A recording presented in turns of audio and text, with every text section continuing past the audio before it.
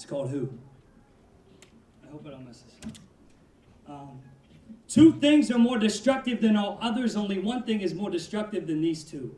Both together. Bad philosophy and love of self. See, if you had bad philosophy but actually love the world around you, you might come up with some weird solutions, be infected with a disease that we call confusion, or write some odd New Year's resolutions, but your life itself wouldn't be a societal pollution. And if you have good philosophy, if you just love yourself more than your brother, well, you'll build your big house with a 3-car garage, live in hedonism, believe in a facade, conquer the land, and give your family a bigger yard, all the while the heart you say you love with becomes hard. And even though both of those things separate aren't great, a straw man might argue with only one, you're living a happy fate, but the real issue is when these two things come together to create a diabolical situation.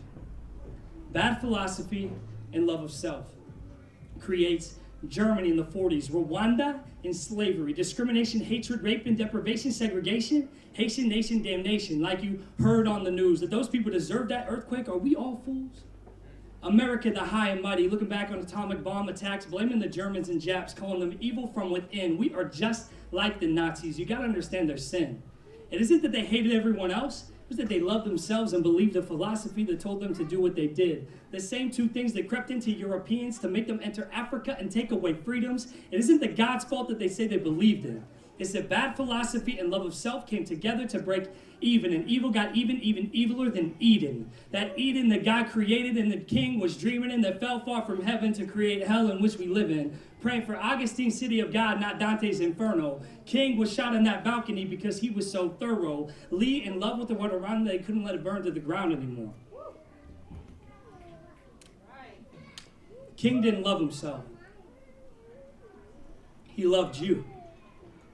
King was a dang good philosopher too. In my words, he was a religious anthropologist. Check it, let me explain. Anthropology is the study of human origins, and a lot of people think that means Darwinian evolution, but it's not. It's really a philosopher's term that asks one all-encompassing question. What is man? What is a human being? What is the reason that we reason and we're affected by seasons and bent to commit treason against one another? What are we? You see, King was too smart for those philosophers. Rather than try to answer their age-old question, he decided to pose his own, to lead a nation to the confession of their transgressions. Not what is a human being, but who is a human being.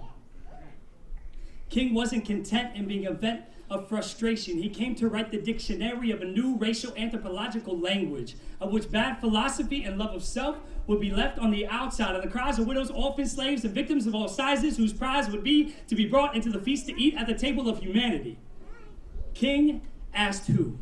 And tonight, in light of him, I pose the exact same question to all of you. Regardless of your religious or political affiliation, you cannot close your eyes and believe the lie about the 21st century genocide. The lie that says that children are not losing their lives because they're not actually human. They are human.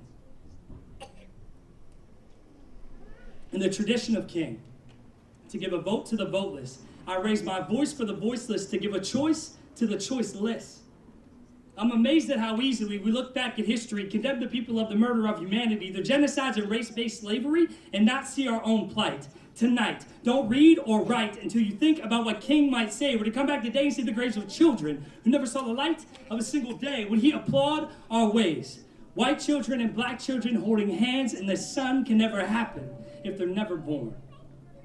Bad philosophy and love of self. This isn't a march on Washington, as it is a march to your soul.